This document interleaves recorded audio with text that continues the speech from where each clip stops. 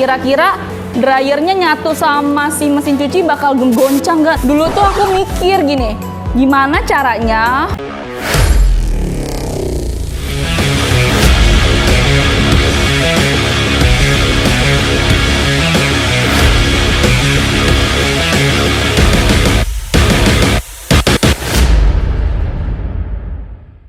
Hai guys, selamat datang di Laundry Hack. Nah, buat teman-teman sobat hack semuanya, apa kabar? Semoga sehat selalu ya. Teman-teman, kan udah pernah lihat belum nih laundry yang kekinian? Semuanya rata-rata open kitchen ya.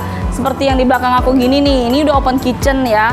Pakai 2 stek yang kecil, 1 stek yang besar. Dulu tuh aku mikir gini, gimana caranya mesin kayak gini itu disetek?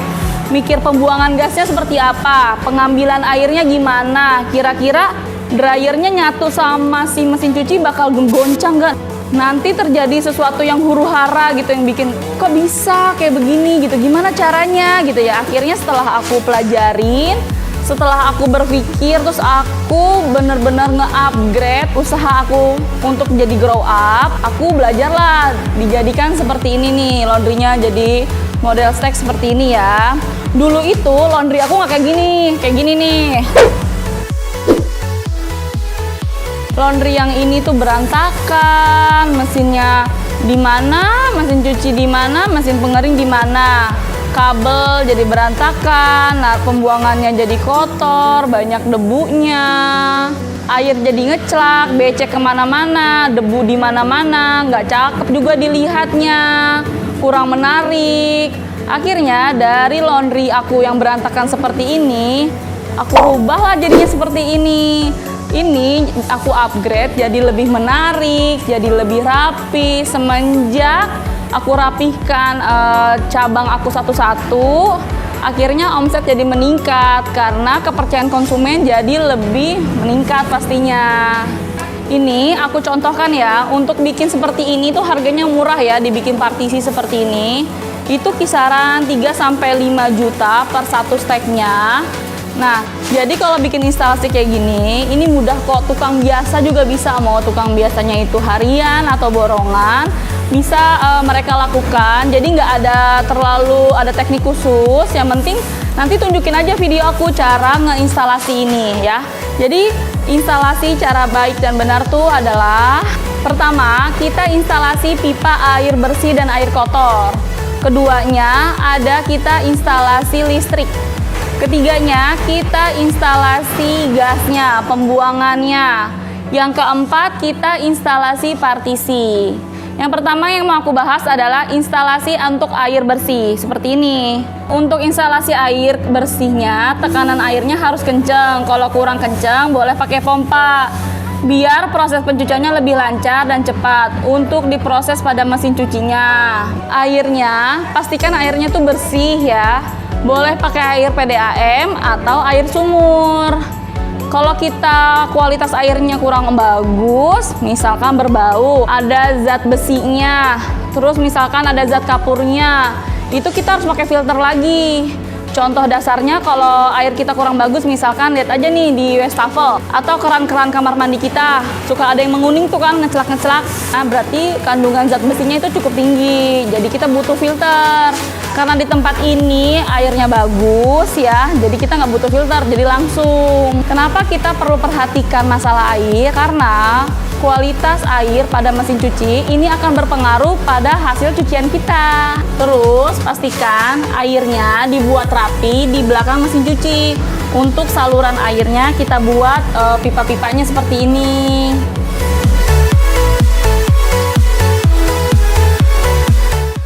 Setelah itu kita buat jalur pembuangan air kotor seperti ini ya.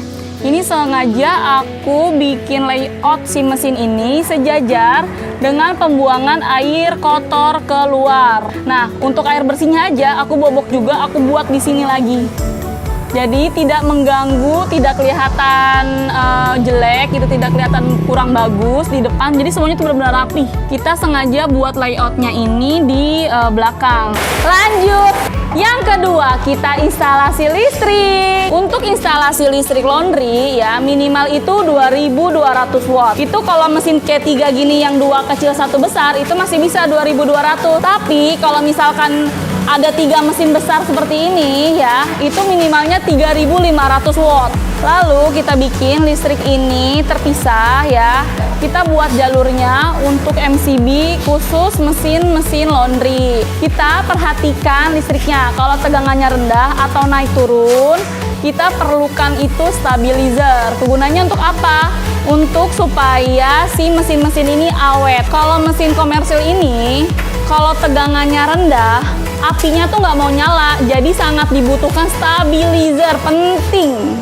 Nah, nggak kalah penting untuk instalasi penerangan, harus banyak lampu biar terang, jadi kelihatannya tuh bersih, kelihatan dari depan sama konsumen bahwa laundry ini bersih dan terang. Lanjut, yang ketiga, kita instalasi gas.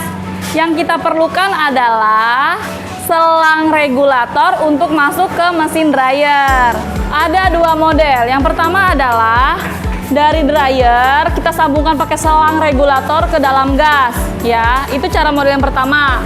Jadi satu gas, satu dryer, satu gas, satu dryer, satu gas, satu dryer. Model kedua kita pakai header, ada pipa khususnya. Jadi lebih rapi, lebih safety. Header ini ada stop kerannya, jadi dia tuh bisa buka tutup.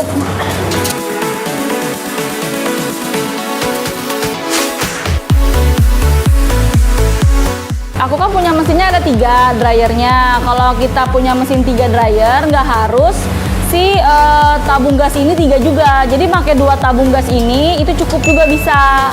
Ya, tinggal si selang headernya ini ya, pipa-pipanya kita buka aja stop kerannya. Kita buka seperti ini. Ya. Terus gasnya kita masukin ke sini, kita bukain semua selangnya. Jadi 3 ini dia connect semua gasnya ke dalam 3 mesin dryer. Jadi itulah kalau kelebihan pakai header. Yang pasti lebih mudah dan lebih safety. Jadi kalau misalkan tabung gas satu kita nih kok habis ya, kosong, kita bisa cabut, kita bisa beli gitu ke tukang gas tanpa si mesin pengeringnya ini mati. Jadi tetap bisa berproduksi, tetap nyala mesinnya walaupun gas yang satunya itu mati. Terus untuk pembuangan yang dihasilkan dari mesin dryer, usahakan tidak jauh dari mesin ya, kurang lebih 3-6 meter. Lebih pendek pembuangan uapnya ya lebih bagus, supaya pakaian yang dikeringkan di dryer jadi lebih cepat kering. Kita buang uap panasnya, kita tembuskan ke atas ya. Ini kita tutup biar rapi. Kalau jarak pembuangan uapnya lebih dari 6 meter, itu ada teknik khususnya. Dan diusahakan jangan banyak belokan saat kita instalasi pembuangan uap ini. Ya 2 atau 3 belokan cukup. Ini aku kasih contoh ya, ini 1 belokan ya. Nanti ada belokan kedua ke atas langsung tembus keluar. Di sini aku setting jadi 2 belokan aja. Nah, untuk instalasi itu kita pastikan sirkulasi udaranya bagus, buat tempat naruh gasnya, dan juga yang paling penting lebih baiknya lagi kita pakai hexos. Lanjut, yang keempat nih, yang terakhir yaitu partisi. Nah, ini yang putih ini bisa dibilang namanya partisi. Partisi yang aku pakai ini namanya triplek yang dilapisin ya. Dia ini jauh lebih murah, lebih hemat, harganya terjangkau ya, dan mudah untuk dibongkar pasang saatnya misalkan kita mau alokasi tempat. Kekurangannya kalau kita pakai partisi triplek dilapisi ini, dia itu polosan, jadi harus kita tambahin stiker biar lebih menarik. Nanti seperti ini kan masih polosan, aku akan tambahkan stiker. Terus ada lagi yang kedua, pakai gypsum atau holo. Nah, kalau gypsum sama holo ini dia budgetnya lebih besar, lebih sedikit mahal ya. Terus proses pengerjaannya lebih kotor karena kayak harus didempul-dempul dulu ya kan. Terus jadi ya pengerjaannya lebih kotor aja. Tambah lagi kalau seandainya kita mau pindah nih, pindah lokasi dari tempat yang lama ke tempat yang baru, si gypsum ini udah pasti rusak, nggak bisa dipakai lagi. Beda sama yang triplek kayu, dia bisa bongkar pasang, jadi akan menghemat budget saat kita alokasi tempat. Kan kita nggak ada yang tahu nih ke depannya apa kita alokasi tempat. Contohnya tempat yang sewa kita sebelumnya itu mau dijual sama pemiliknya, atau pemiliknya ini mau pakai tempat tersebut. Akhirnya kan kita alokasi tempat biar kita nggak menambah budget tambahan ya, biar lebih hemat. Kita cari partisi yang bisa gampang untuk dibongkar pasang. Nah gitu, kalau partisinya rusak, kita kan kalau pindah jadi nambah biaya lagi. Enaknya bisnis laundry itu begitu ya. Jadi kita punya modal besarnya itu di awal, di mesin dan instalasi. Kalau kita mau pindah tempat ya kita nggak rugi-rugi banget, karena bahan-bahannya udah ada instalasi, udah ada mesinnya juga udah ada. Tinggal butuh tukangnya aja untuk mengerjakan selanjutnya. Dan ada yang model baru, pakai PVC polywood. Dia itu kelebihannya banyak motif, ada motif kayu, motif marmer. Untuk selera partisi ya, ini sesuaikan aja sama budget, sama selera Sobat Hack nih semuanya. Kira-kira mau pakai yang triplek lapis, atau mau pakai gypsum hollow, dan atau mau pakai PVC. Sama Sobat Hack nih, kira-kira mending yang mana ya?